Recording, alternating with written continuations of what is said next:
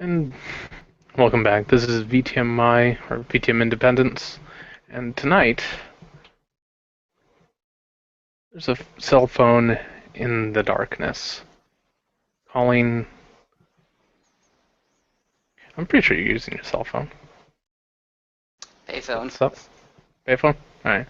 Well, there's a payphone under a streetlight that's kind of completely dark. Yeah, the light itself has been smashed. There's a little rock hanging on the ground underneath the light post. The area is completely dark. Even the natural light that would normally light up this place has been concealed by low cloud coverage. There's not a lot of wind tonight. It's a typical day in Texas. And on the other end of the phone, you hear the sound of the operator signal that says the number you've called has been disconnected. And it says, for more information, and it's the typical message. But that's not what catches you. I mean, at first, you might be going, "Oh, fuck. It's been disconnected." But before you can hang up, you hear a beep.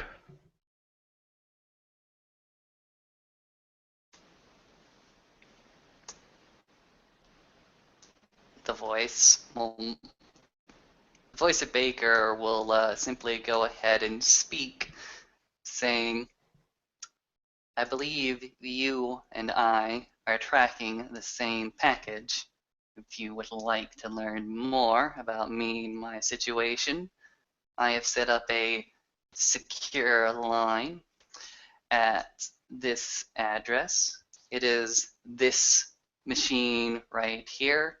Simply call pound 281 and it'll direct you to my personal line. And there we can speak more."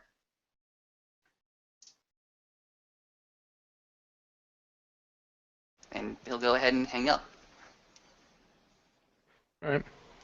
And is that the payphone you're currently at? Mm-hmm.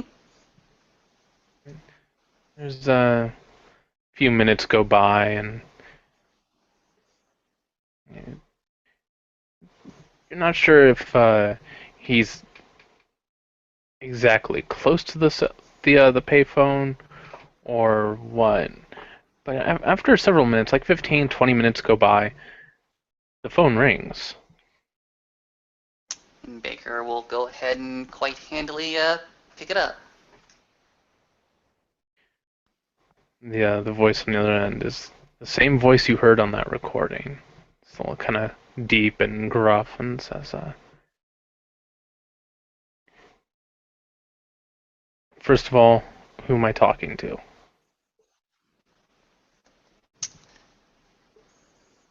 Call me Baker. That's the name I'm currently going by these nights. So, right. Well, Baker, you can call me John. John Smith. That's what one of my IDs says.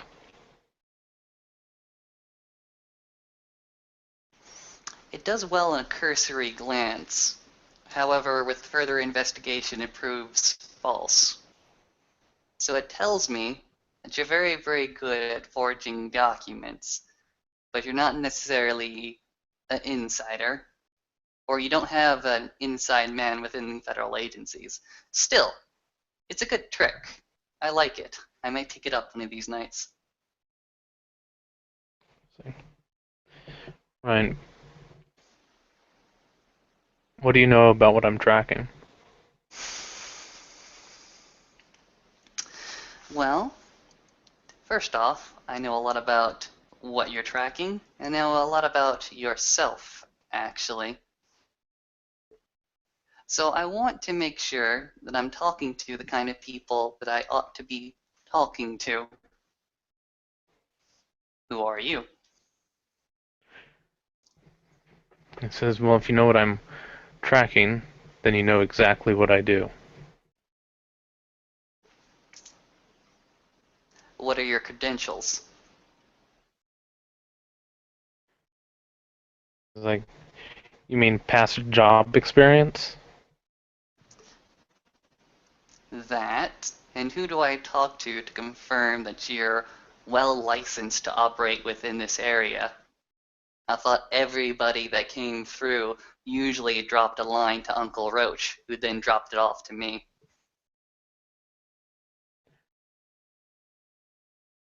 There is no one else higher than me that does this. Hmm. Well then, I guess your past experience will be the only credentials you're able to give me. He says, alright, do you have access to a computer right now? Uh, I can get one with relative ease. And he'll give you several dates and cities, and if you have access, he'll say even if you have access to a police records, he gives you case numbers. Hmm. All the information you'll need to know about him are in those. Baker will go ahead and flip open his smartphone to a few of these instances himself. And what you see are like some of them are say that they were one in particular says that there was a bear attack, and it was in a and as you're reading this, you're something in the back of your head just goes, there are no bears in that area. They just don't live there. This Hmm. un, Another thing comes up, and it says that there were a string of mysterious deaths, but they mysteriously came to a stop at a certain date. The date is the date he gave you. The one with the bear Hmm. attacks. The bear attacks. Somehow these bears were getting inside buildings and mauling the people inside and leaving no trace. It stopped on the date he gave you. The last one that you get to check is the cell Hmm. tower. Go ahead. Is the cell tower in Independence, where a man's head was crushed and cut in half. And as you're looking at the police report for this, it has pictures of what they believe the striking surface that crushed the man's head was, and it looks like a forehead. They were able to reconstruct it with forensics. Hmm. The man on the other line, on the other end of the line, will hear Baker actually start to grumble as he's going through these documents himself. And after reviewing a few of them, he'll go ahead and turn off his smartphone and put it back into his pocket. He'll speak into the receiver. As I understand it, your modus operandi is to cover the masquerade as much as possible. At least that's what I infer about you. And the next words kind of send a little bit of a shiver down your spine. What's the masquerade? It's a cover.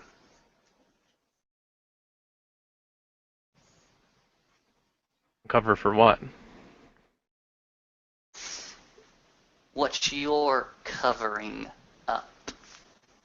These bear attacks, these animals attacks, and the like. You and I both know what caused them and what may have perpetrated them. I called them wild men. What do you call them?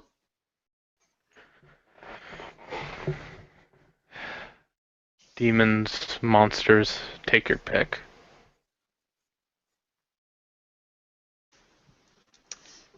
Interesting. Interesting.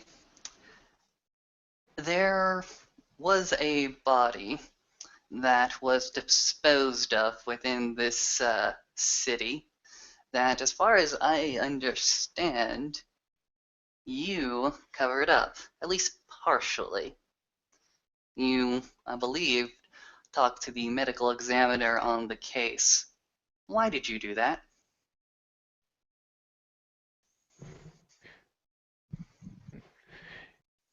He says that he was hired to investigate what happened at the cell tower. The investors were curious about whether they were at fault or if it was something from the outside.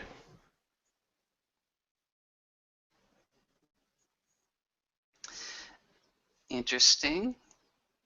What about this one more recently? And he goes ahead and gives the date of the gives the date of the night that Baker himself was covering up the masquerade.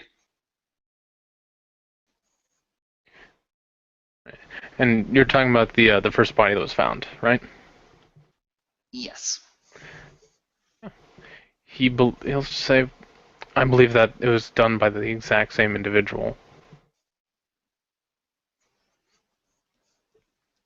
Have you ever seen this person? It's like, no, and if I'm right,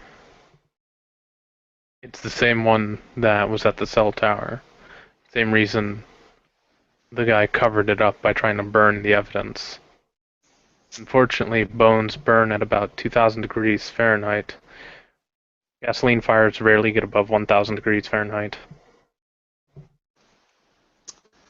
So what you're saying here is the perpetrator, the wild man, who apparently has brutalized a number of people, the actions of which you have been covering up, was not so clever that night.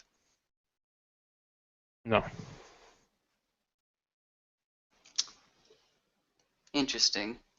You say that you were employed? Who's your employer? Who do you work for? Who do I have to be scared of? I would say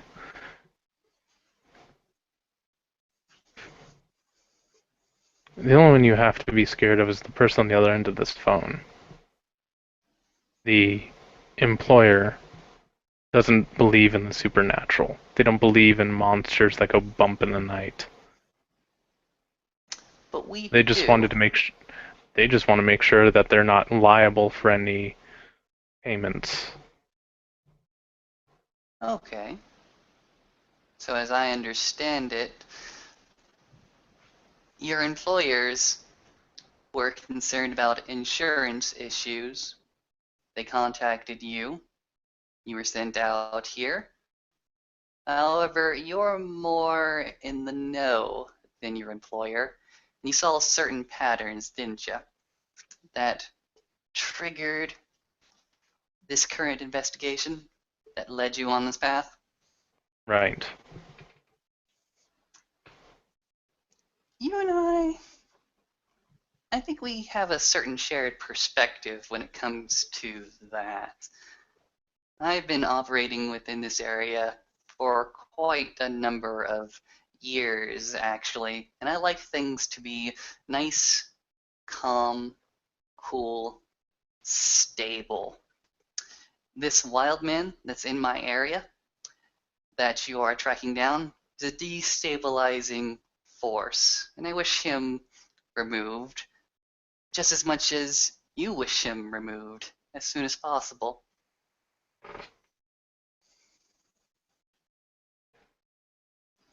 And this, you know, if this wild man, as you call him, do you know if he's the only one in the city?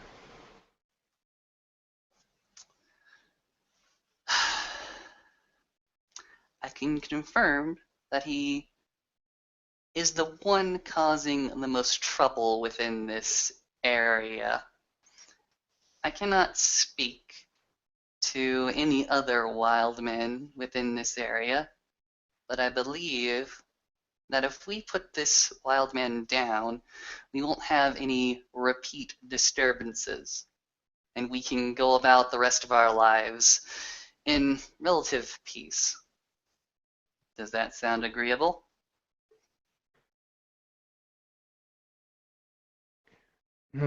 I'll take a moment and say, I believe it is. If I find any others, they'll share his fate. And this is what I can do for you, John. I can point you in the right direction, actually, to encounter this wild man and to finish it off as you see fit. In the coming nights, I'll be investigating the area where his last victim apparently met his end.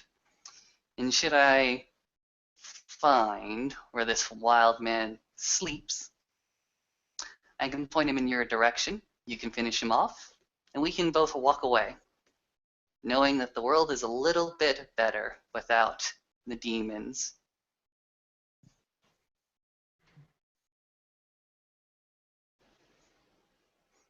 And he'll just say, right, although you did get one thing wrong. Mm-hmm. There were two bodies that I covered up.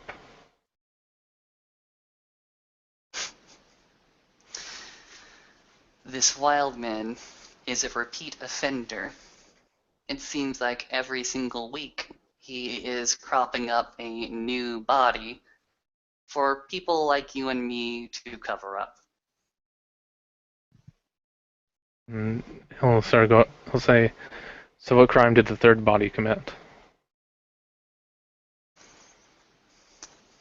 It's interesting. This wild man apparently chooses his victims through some sort of vigilantism.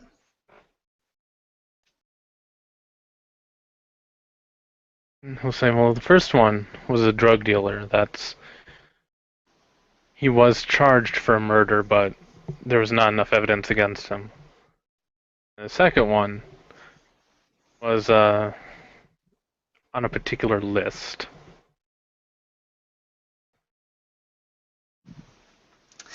I think I know which list you're referring to, my good sir. And I think every person on that list is rather distasteful in their own right.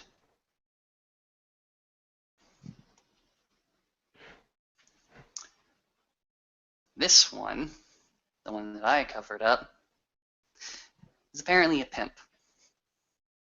Or was one. I can't really tell. The face was kind of destroyed.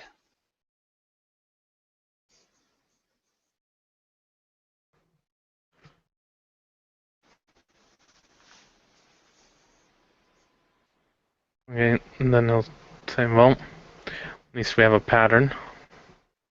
And where approximately was his body found?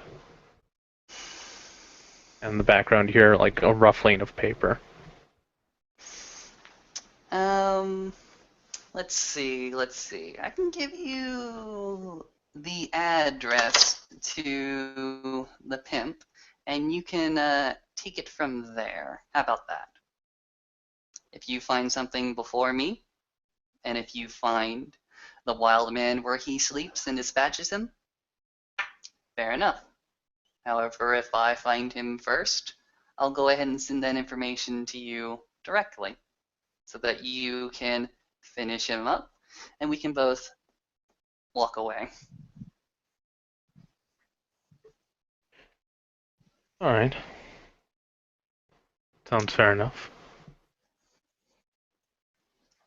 Okay. Baker will go ahead and reach into his pocket, fish out the driver's license of the pimp, and go ahead and recite the address there. And after a moment, you hear the rustling of paper again and something being put away. I have one last question to you, Baker. And I have one last question for you as well before this conversation ends. What exactly are you? To you, I'm a very, very good friend and information source. Do you need to know anything more than that?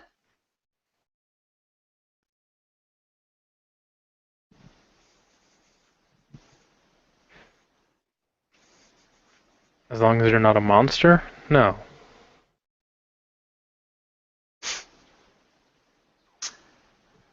My friend, I have seen monsters, and I am not them. Have we all done things that we regret? Yes, but I am not a monster.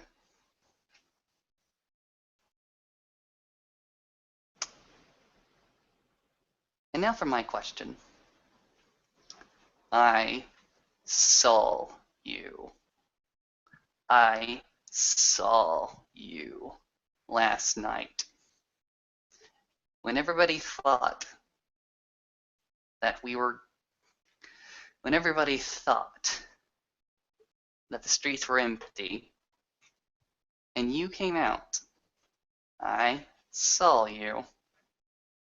What did you see? What did you find out? And measure your words, because I want to be your friend. I want to be a good information source for you.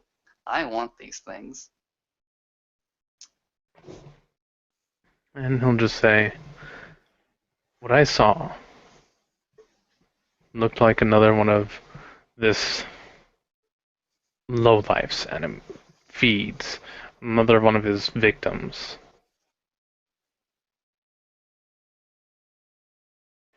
You'd say, You're not that. Go ahead. just say, and I'll even tell you how I found this victim. You remember what was happening at that cell tower before it was burned? You may have to remind me of certain facts and assume that I was not there. Someone had been recording phone messages, text messages, GPS locations, I was electronic aware of that one. surveillance. I Yes. was aware. Except several of the records tied to certain numbers went missing. So I started my own surveillance on those numbers. I heard something about a, and you hear another ruffle of paper, and he goes, neonate? And it seemed rather hushed. I believe your voice was in that conversation as well. How I did I went, sound? sounded like you had some touch and go cell reception. But I tracked to that GPS location from where that message was sent, and I went there. What I saw was a bunch of people of whom I have the pictures of right here, and you hear something kind of like waving around, emptying out a building.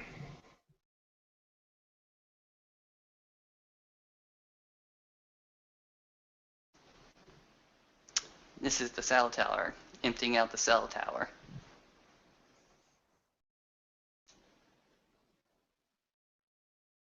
I see.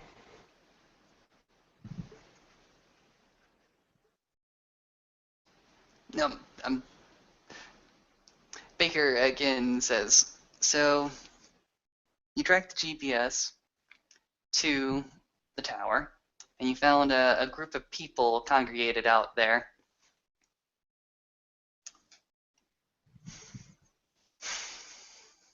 Presumably something happened, because the tower was disabled and non-functional for quite a number of weeks. Mm-hmm.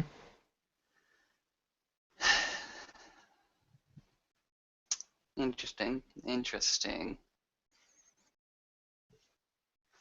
There are forces out here that are beyond you and perhaps even beyond me.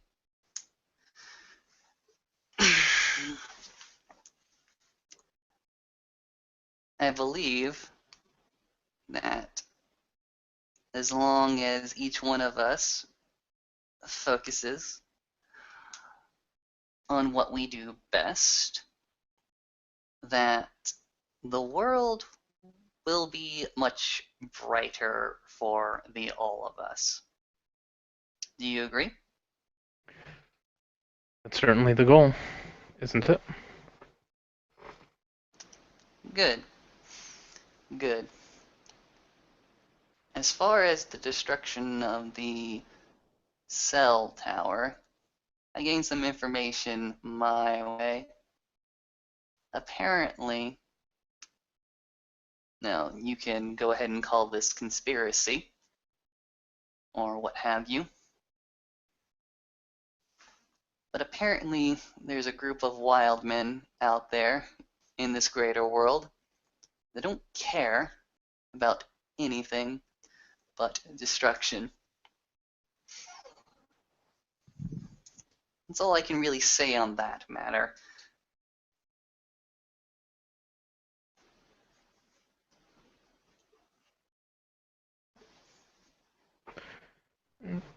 About a minute goes by and he says, "So you're saying the cell tower was not the person I'm tracking?"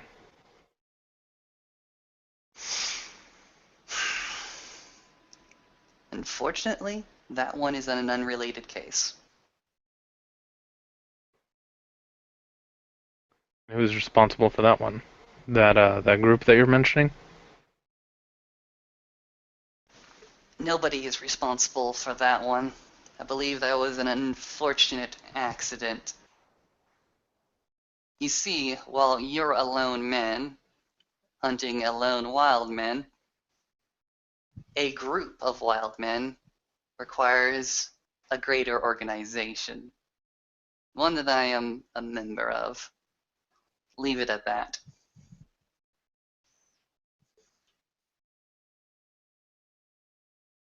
What you do, I've seen done a million times before. In fact, I've been you a million times before on my own, because that's safer. It's safer to be alone, to be paranoid, to move from city to city, to find the pattern, to find the monster, the wild man, the devil, to destroy it, and then continue on. That's a kind of life that gets long and makes you old well before you ought to. So, let me be your friend. Let me be the man who's been there over and over and over again. Let me give you the information that you need to destroy this wild man. And then let me give you some advice. Walk away.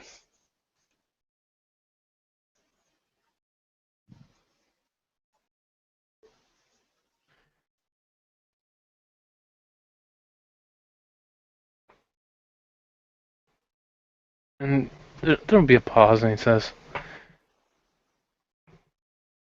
"If if I don't find anything else in the city, I will."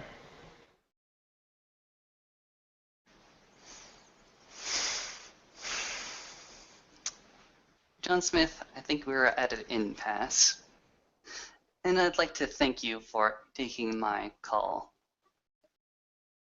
And should there be a requirement for another conversation, I believe I can reach you at the same number. And he'll say, "At least for another month." Fair dues. I'll be watching you. And you'll be watching all of us. Click.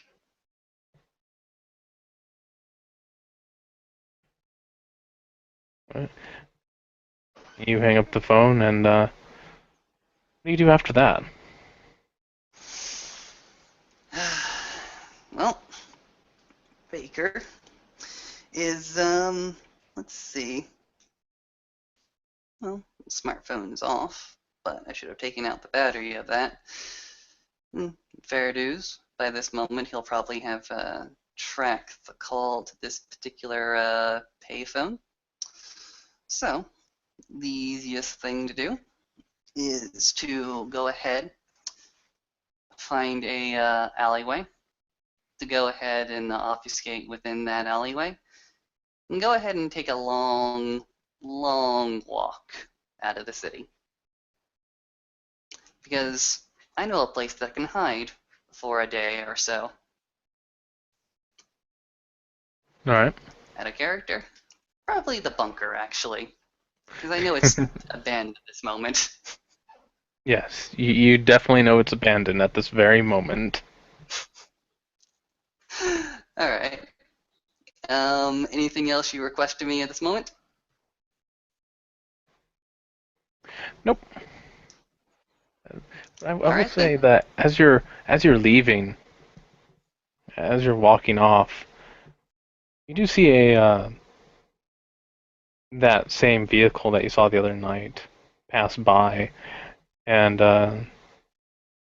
you can make out someone inside looking around, but they're not stopping. They're just kind of passing by. And after passing the payphone, car takes off.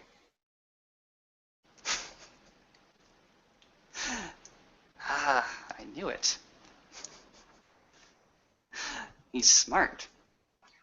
Alright.